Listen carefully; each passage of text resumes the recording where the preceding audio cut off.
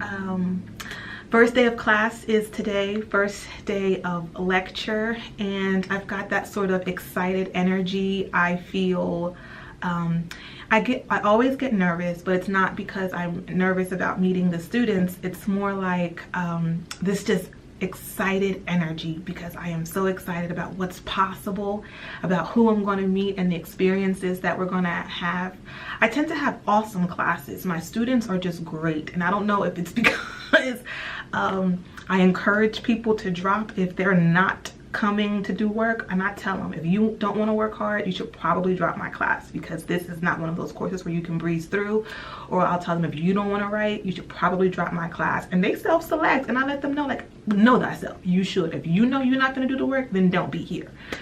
So because of that, I get people who sort of want to be in my course, and I think I mean, my university just has a really good, diverse population. I teach vets, I teach parents, I teach grandparents, I teach naval chiefs, I teach soon-to-be doctors, soon-to-be lawyers. I teach all types of people from all different types of backgrounds. And so it's so cool.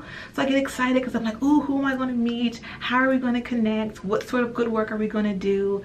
Of course, is my health disparities course, which is completely being revamped. I'm teaching it differently than I've ever taught it before. And then I'm teaching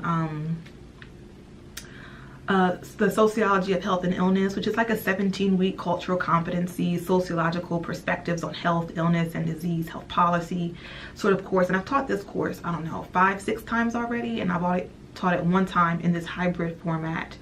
So this is sort of my second time doing it, and I feel a lot more. What I'm going to do, it is 8:30, my first class is at 10, and I've got some prep work that I need to do. I need to like print out my syllabi and do prep for the rest of the semester, because today I'm here without my son, but I normally bring my son to class, which cuts down on my prep time because I'm more focused on making sure that he can get through my classes.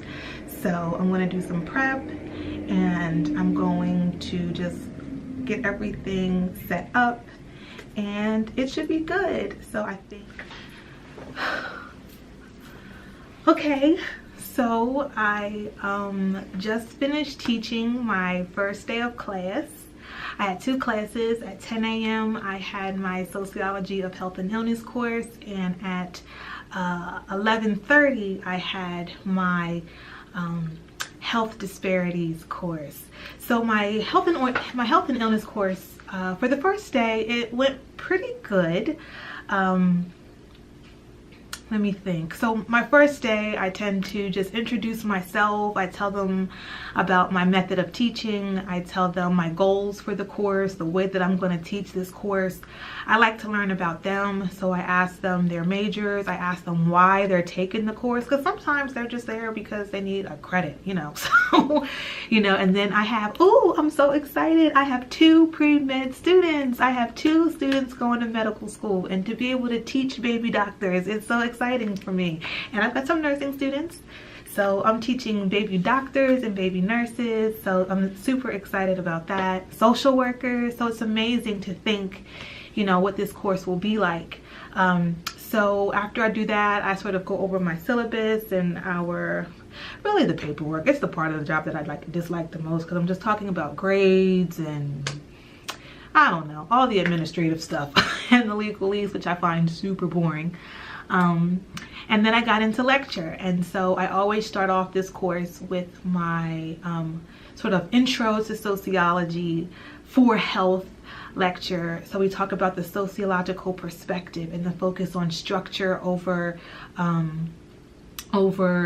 the individual. We talk about the social construction of reality and how everything is made up. And we talk about theory. So we go over functionalism and conflict theory and symbolic interaction and critical race theory and feminist theory.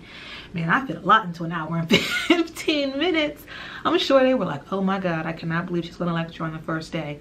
Funny thing, like, so when I started for the class, I had, you know, the talking about myself, talking about them, everything seemed real mellow. And then I started lecturing, and you could see some students like, wait a minute, she is not supposed to lecture on the first day. Some people packed up and left. And you know what? Here's the funny thing. I can't even pretend to be offended, because when I was in college, I was that type of student. I know I'm a nerd now, but when I was in college, I was a horrible student. Not because I wasn't smart, I just really wasn't engaged, at least in the beginning part of my academic career. So I would have been like, oh, she's tripping. It's the first day. Don't she know you're supposed to just get a syllabus and walk out? Oh, I'm not gonna stay here. I'll ask her what she did tomorrow.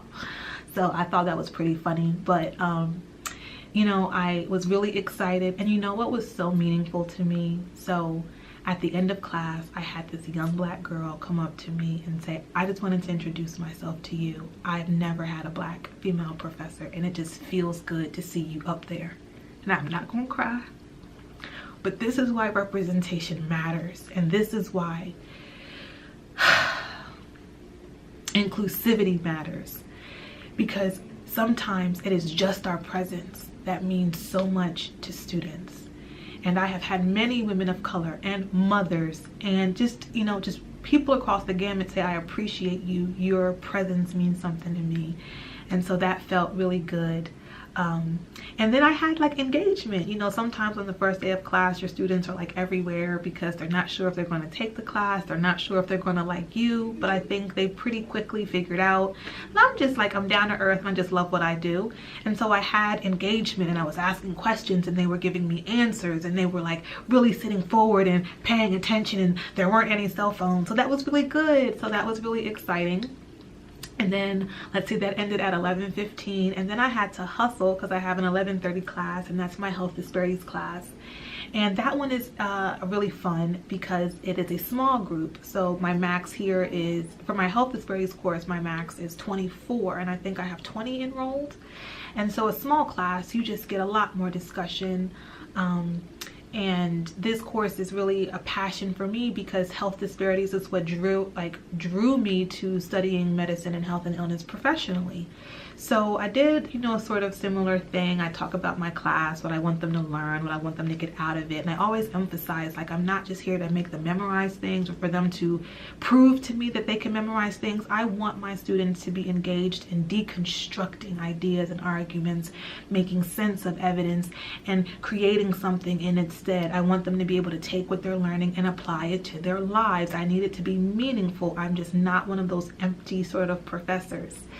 So that one was, this class, my health disparities class, is really interesting because it's smaller and I have a lot of women, and they just, smaller classes, lots of women. It reminds me of my undergraduate experience because I went to a women's college, and so it just sort of feels good to be in a space that feels that way. So I did a very similar intro to sociology lecture. We'll do a health disparities intro on Thursday, and that'll sort of bring us up to speed. So I am excited, man. I'm excited to be back in the classroom. I'm excited to be sharing what I love with my students. I feel good because it looks like I have a good group. I mean, you can never tell.